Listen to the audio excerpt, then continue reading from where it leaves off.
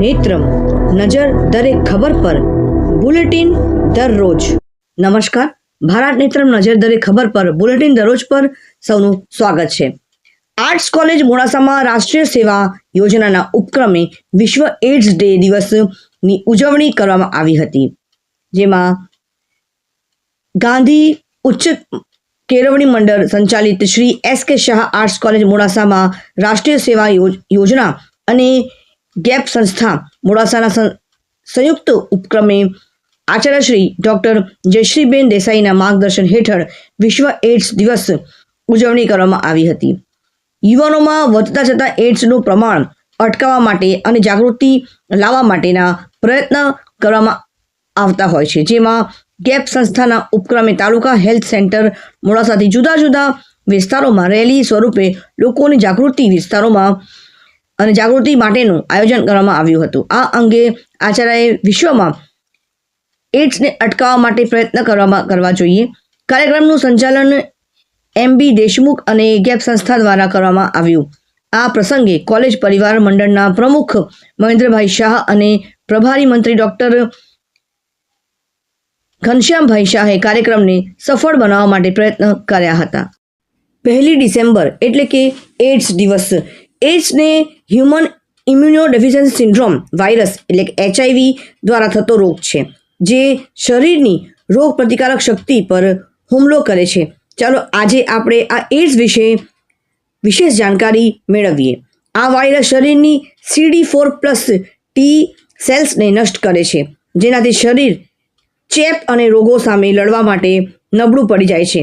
HIV અને AIDS એક જ નથી। HIV એક એ વાયરસ છે અને એઇડ્સ એ HIV ચેપથી સૌથી ગંભીર તબક્કો છે।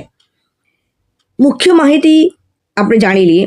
HIV એટલે કે હ્યુમન ઇમ્યુનોડેફિશિયન્સી વાયરસ આ એક વાયરસ છે જે રોગ પ્રતિકારક શક્તિ, ખાસ કરીને CD4+ ટી સેલ્સને નુકસાન પહોંચાડે છે। એઇડ્સ એટલે કે એક્વાયર્ડ ઇમ્યુનોડેફિશિયન્સી સિન્ડ્રોમ HIV ચેપનો અંતિમ અને સૌથી ગંભીર તબક્કો છે, જ્યારે રોગ પ્રતિકારક શક્તિ ખૂબ નબળી પડી જાય છે। ચેપનો ફેલાવો કેવી રીતે થાય છે તો તમને જણાવી દઈએ કે HIV મુખ્યત્વે શારીરિક પ્રવાહી જેમ કે રક્ત, વીર્ય અને માતાના દૂધ દ્વારા ફેલાય છે। અસુરક્ષિત જાતીય સંબંધ દ્વારા ફેલાય છે। સંક્રમિત સોય કે સિરિંજનો ઉપયોગથી પણ થાય છે। સંક્રમિત રક્તનું ચડાવવું પણ એનાથી પણ થાય।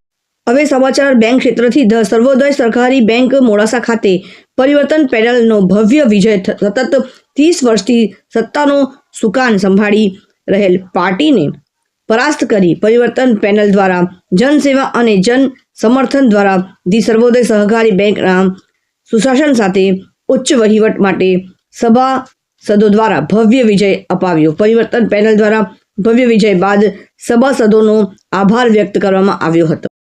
તમને જણાવી દઈએ કે મોડાસાની સર્વોદય સહકારી બેંકની ચૂંટણી 68% વધુ મતદાન થયું।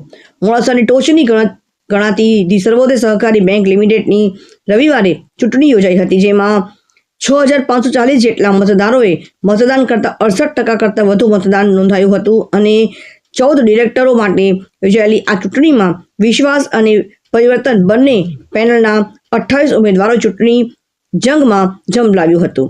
આ ચૂંટણીમાં મોડી સાંજે મતગણતરી શરૂ થઈ હતી। વહેલી સવારથી મખદૂમ હાઈસ્કૂલમાં ચૂંટણી પ્રક્રિયા શરૂ થતાં મતદારોની લાંબી કતારો લાગી હતી।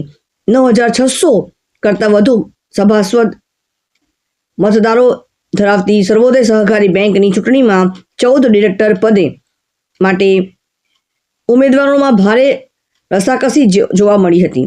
ચૂંટણી જંગમાં મુસ્લિમ સમાજના મોટા માથાઓએ પણ ઝંપલાવવા ચૂંટણી જંગ પેચીદો બન્યો હતો। 14 બેઠકો પૈકી 2 મહિલા તથા 1 SC/ST અનામત બેઠકની સમાવેશ થાય છે।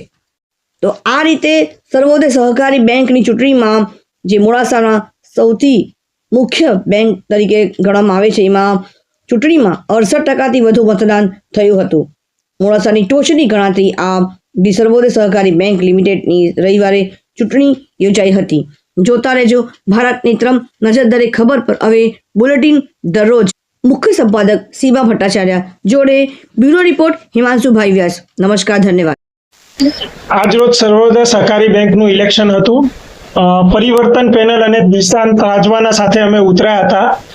આપ સૌ સભાસદ મિત્રો, પરિવારજનો, સપોર્ટર, જિમ્મેદાર ગ્રુપ, યુવા ગ્રુપ તેમજ સમાજના ઘણા બધા ગ્રુપ તેમજ જે પણ સામાજિક અને સહકારી સંસ્થાઓ છે, જે કોઈએ પણ અમને પ્રત્યક્ષ કે પરોક્ષ રીતે મદદ કરી છે. 30 વર્ષનું શાસન હતું, 30 વર્ષનું એક હતું શાસન, અને 30 વર્ષની વોટ બેંક બનાવેલી હોય અને એ શાસનને રિમૂવ કરવું, એ શાસનને પાડવું, એ શાસન સામે વિજય મેળવવો એ નાનું કામ નહોતું. પણ તમામ સમાજના તમામ મિત્રોએ, તમામ સભાસદોએ આ માટે જે વ્યાજખોરી હતી, અન્યાય જે થઈ રહ્યો હતો, એ અન્યાય સામે ન્યાયનો વિજય થયો. વ્યાજખોરી ડામવા માટે જે કંઈ અમે વાત કરેલી છે, ઇન્શાલ્લાહ અમે વ્યાજખોરી ડામીશું અને જે કંઈ વાયદા કરેલા છે અમે ઇન્શાલ્લાહ એ પૂરા કરવામાં. હવે નાનો અને મોટો એક સરખા ત્રાજવે તોલાશે.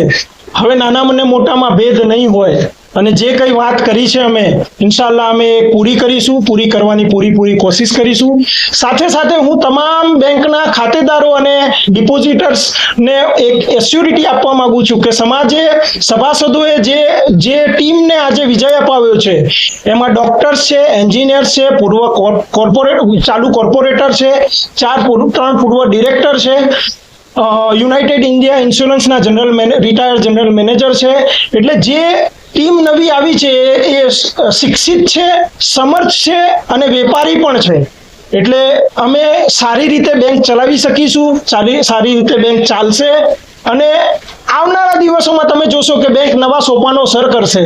એટલે ફરીથી હું આપ સૌનો, તમામ સભાસદ મિત્રોનો, અમારા જિમ્મેદાર ગ્રુપ, યુવા ગ્રુપ તેમજ સમાજની જે કઈ સંસ્થાઓએ અમને મદદ કરી છે આ વિજય અપાવવામાં, સમાજના જે કોઈ સપોર્ટરોએ અમને મદદ કરી છે, એમનો તહે દિલથી, દિલની ગહેરાઈઓથી શુક્રિયા અદા કરું છું.